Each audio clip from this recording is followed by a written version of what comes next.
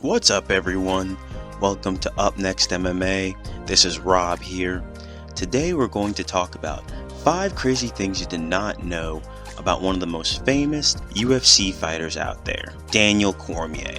Now, before we get into it, please remember to smash the like button, comment if you enjoy the video, as well as subscribe and hit the notification bell so you are notified every time we have a new video dropping. Cool, now let's get back to it. Daniel Cormier, everybody. Daniel Cormier was born on March 20th, 1979 by Joseph and Audrey Cormier. He was born in Louisiana, and his siblings are Joseph, Felicia, and Pharrell. Now, he didn't grow up in an extremely wealthy family, not by any means. His family was very much working class, and Daniel grew up very much bare bones. He did lose his father at early age of 7. I think he was shot and killed, actually. So Daniel learned to deal with tragedy and struggle at a very young age. His mother pretty much raised him along with his other siblings, and Daniel learned to develop a pretty rigid toughness, both mentally and physically, which he used to, excel, especially within his athletic career. As he got older, he became a tougher individual and became a more successful athlete as a result. And that brings us into our next crazy thing about Daniel Cormier. Number 2, Daniel Cormier's exceptional wrestling resume. For those of you who don't know, Daniel won state championships in wrestling in Louisiana. He was a collegiate All-American, an NCAA tournament finalist, as well as an Olympic caliber wrestler as well. In high school, Daniel Cormier, like I said earlier, won 3 Louisiana state championships in wrestling. He was twice voted as the most outstanding wrestler in that state tournament. In 1995, he won a bronze medal in the World Championships of Greco-Roman Wrestling. Aside from showing his skill in wrestling, he was also an all-state football player in high school at the linebacker position. Now, Daniel Cormier was actually a pretty good football player. His 40-yard dash time was 4.5 seconds. In the long run, Daniel was actually offered a full scholarship to play football at LSU, but he decided to pursue wrestling instead because he's easily one of the best in the world at that. Now, it's up to you in the eyes of the beholder whether that was a good decision or not. Obviously, being a wrestler and becoming an MMA fighter worked out for him, so I'm not knocking that decision. Anyway, after high school, he attended Kobe Community College, where he was a 2-time junior national champion in the 197 pounds division. I think this was in 1998 and 1999. After community college, Cormier transferred to a Division I Oklahoma State University. In 2000, he entered the national tournament as a 3 seed at the 184-pound division. He fell 1 match short of becoming an All-American. In 2001, he became an All-American by reaching the finals of the, 184-pound weight class, but he lost to Cael Sanderson. Sanderson? Yeah, that's correct. And Cormier would lose to him several times. I think 6 of his losses at the collegiate level were to Cael. Cael is one of the best collegiate wrestlers and just amateur wrestlers ever, so there's really no shame in that. After graduating from OSU, Cormier went on to have a successful career in freestyle wrestling. He was a senior U.S. national champion every year from 2003 to 2008 and represented the USA at the world level in each of those years. He competed at 96 kilograms or, 211 pounds. In the 2004 Olympics, he came in 4th after losing in the semifinals. He was also a member of the 2008 Olympic team as well. I believe he was a captain on that team, but unfortunately he was pulled from competition because he was just cutting too much weight. This is something that Daniel would also struggle with in his MMA career as well. In his non-Olympic years, Daniel reached the top 5 at the Wrestling World Championships in 2003 and in 2007. He won a bronze medal in the 2007 competition, and Daniel also won a gold medal at the Pan American Games in 2003. I mean, overall, this is quite the list of wrestling experience and wrestling credentials, and Daniel honestly is one of the best amateur wrestlers to ever make the transition into MMA. Which brings us, speaking of MMA, that brings us to our next thing about Daniel Cormier. Number 3, Daniel was a champion in Strikeforce before he was champion in the UFC. Now, a lot of you OG MMA fans, you all know this. I mean, for you guys who've been fans of MMA for 10 plus years like I have, you guys remember Strikeforce. A lot of great fighters came out of Strikeforce. Ronda Rousey, Miesha Tate, Luke Rockhold, All-Star Overeem. I mean, All-Star Overeem goes all the way back to Pride, but still, there's just so many great fighters that came out of there. Nick Diaz, Jake Shields, Gilbert Melendez. You can go down the list. Daniel Cormier is one of them. Prior to the UFC, Daniel Cormier made his name because he was the Strikeforce Heavyweight Grand Prix champion. Also, he was King of the Cage Heavyweight champion as well. Now, in the Strikeforce Heavyweight Grand Prix in the summer of 2011, he defeated Antonio Bigfoot Silva by knockout. Now, that was a huge upset at the time because Antonio Bigfoot Silva, I think, had just beaten Fedor. So, for someone who, like Daniel Cormier, who looked like he was half his size, to come in and knock him out was pretty crazy. He also defeated Josh Burnett as well by decision. Very dominant decision as well. Now, for those of you who don't know what Strikeforce is, this was a smaller promotion, but Strikeforce back in the day was a legit number 2 promotion to the UFC. Like I said, it had pretty much all the top tier fighters who were not in the UFC were pretty much fighting in Strikeforce. So, they were on CBS, Showtime, they had international contracts as well. They were pretty well known in the MMA community.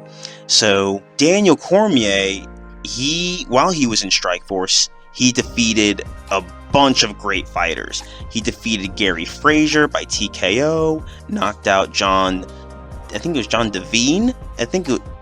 John Devine. And he went on to beat Jason Riley through submission. Now, he went on to beat a few other people as well, Devin Cole, as well as Dion Sterling.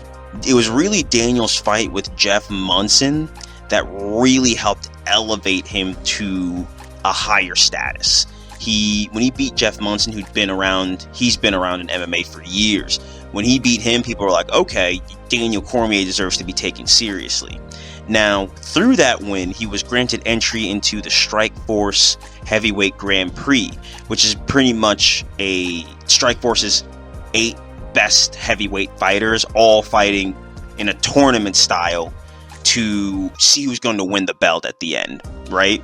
So he entered and he faced Antonio Silva, Bigfoot, on 5 weeks' notice. Now keep in mind, this is Antonio Bigfoot Silva in his prime, most likely on some TRT, and, going at it. They fought in September of 2011, and like I said before, Daniel knocked him out in the first round. He hit him with several lightning fast punches, and Bigfoot was just not able to recover. Daniel, after that, went on to fight Josh Burnett, and like I said before, beat him by a very dominant decision. He was pretty much the last Strikeforce Heavyweight Champion, as the promotion folded soon after he won due to its sale to the UFC. No one knew who Daniel Cormier really was before that tournament, including me. I mean, I really didn't hear of him until I realized he'd beaten Jeff Munson a few months before his fight with Bigfoot Silva. But he still holds the distinction of having won a world championship in pretty much every promotion he's ever fought in. And that's a pretty great accomplishment. And that brings us, speaking of championships, that brings us on to his next accomplishment, or crazy thing. Number 4, Daniel Cormier is the first UFC champion to defend titles in 2 separate weight classes, as well as hold those championships simultaneously. Now bear with me. When Daniel Cormier fought Stipe Miocic for the UFC Heavyweight belt in, I think it was UFC 226 in July of 2018. He defeated Stipe by knockout, winning the UFC Heavyweight Championship. Now, in that victory, Daniel Cormier was also the UFC Light Heavyweight Champion, thus making him the second UFC fighter to hold two separate UFC titles at once. The first person to do this was obviously Conor McGregor when he defeated Eddie Alvarez for the UFC lightweight title at UFC 205, while he was also carrying the UFC featherweight championship. But what Conor didn't do is he never defended either one of those titles. So what Daniel did is, obviously he had 3 separate title defenses as a UFC Light Heavyweight Championship, but he also defended the heavyweight title against Derek Lewis after, I think it was UFC 230, where he defended his title against Derek Lewis, thus making him the first person to hold those titles and defend them. So this would later be done by Henry Cejudo as well as Amanda Nunes. Number 5. Daniel is also an analyst, commentator, and I guess part-time podcaster. So, as I mentioned before, Daniel Cormier has been a double champ, successfully defended titles in both weight classes, and in doing that, he has cemented his legacy as one of the best UFC fighters of all time. I mean, even with his losses to Jones and to Stipe, Daniel Cormier is going to go down as one of the best to ever do it.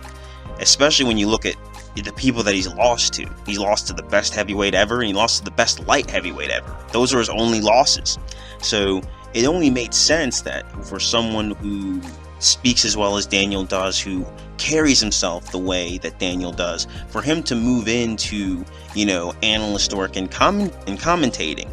Now, the UFC, very much cherishes the way it does commentary, because it's something, in my opinion, that boxing is not very good at.